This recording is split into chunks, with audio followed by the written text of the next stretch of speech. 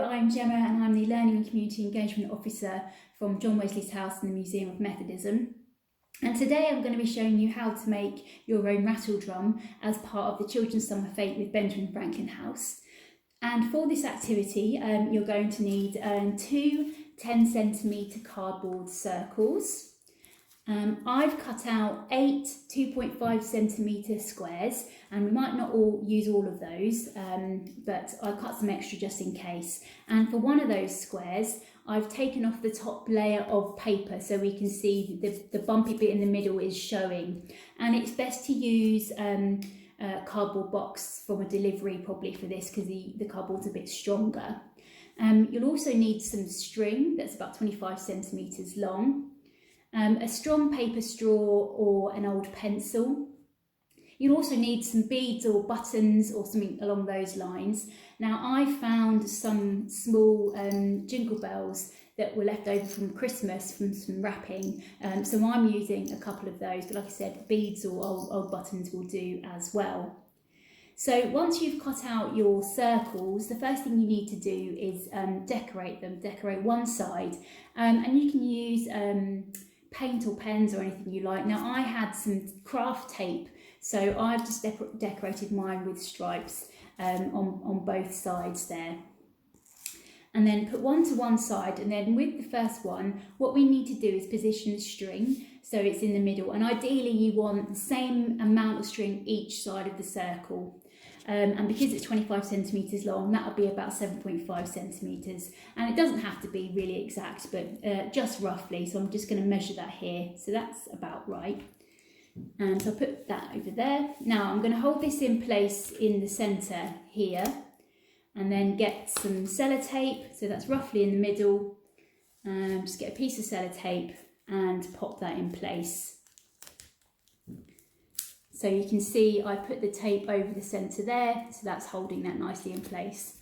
So what these strings will be, this is where our beads or whatever we're using, the bells, will be tied to.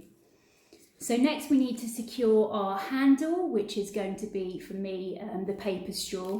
So with the glue, I'm going to get the one piece of card that I've got with the bumpy edges, and I'm going to glue that in the centre. So put a little bit of the craft glue on the back there, and then I'm going to stick that in the centre where the string is. So I'm going to pop that on there. Now, because the craft glue we're using is like a PVA type, quite wet, you might just need to hold it in place a little bit. So you can see I put that in the centre there. So now we need to position our handle. So what we're going to do is take our paper straw and rest it in between the bumps. So I'm going to push that one in there, like so. And so I now need to glue that in place. So I'm just going to do that now. It's moving about a little bit. You'll probably find it will, because like I said, the glue is that sort of wet PVA glue. So it probably will move around a little bit when you're doing this, but that's fine. So I'm going to hold that there. And then I think what is quite useful is to then put maybe a little bit of tape over the handle, because then that just holds it in place. It makes it a little bit easier. So I'm just going to do that now and pop the tape over there. So what you can see is I've got the glue there holding the handle in place, and I've just added a little bit of tape to help with stability. So what we now need to do is build up a couple of layers so we can then add our top circle. So again, we need our craft glue, and I'm going to add some glue to the top of the straw or the pencil, whatever you're using. I'm going to take one of my squares and place it on top of the straw. And then I'm going to give that a good push down like so. So that's on the top there. So I'm just going to push that into place. Now, it might be a bit of a juggling act. You might need to get someone to give you a hand, because like I said, the glue is quite wet. So I'm just going to pull this a bit closer, you might be able to see. So now what I'm going to do is put the squares either side to build up a little band to put the top circle on. So I'm going to put one square either side of our handle. One like that. Now, to build up, you need to make sure that it's all level, and you might need to use 3 squares for this, which is why I do a couple of extra. So you can see there I've added 1 on that side, 2 on that side, and then what I'm going to do is add 2 more to the other side as well. Good splodge of glue, and put 1 in place, and then get a second bit of glue on there and add our second square in place. So you can see that I've got 3 across the centre, like so. If I hold it like that, you can see they're all fairly level. Now, before you do the next part, you need to let this dry really, because like I said, the glue we're using is quite wet, so it moves around quite a bit. So we need to leave that to dry. And we also need to add the top layer. So what I'm going to do is put some glue along this here in a zigzag, just do it along there, a nice big splodge. That's along the top there, and then we're going to add our top circle onto this part here. So again, hold that down. So what you could use, if you've got any sort of bulldog clips, you could clip them in place just to hold it in place while it dries, rather than you having to hold it. But you'll need to leave that, like I said, to dry for a little while, just so it's nice and strong for when you tie your beads on. So you can see we've already got the shape of it there.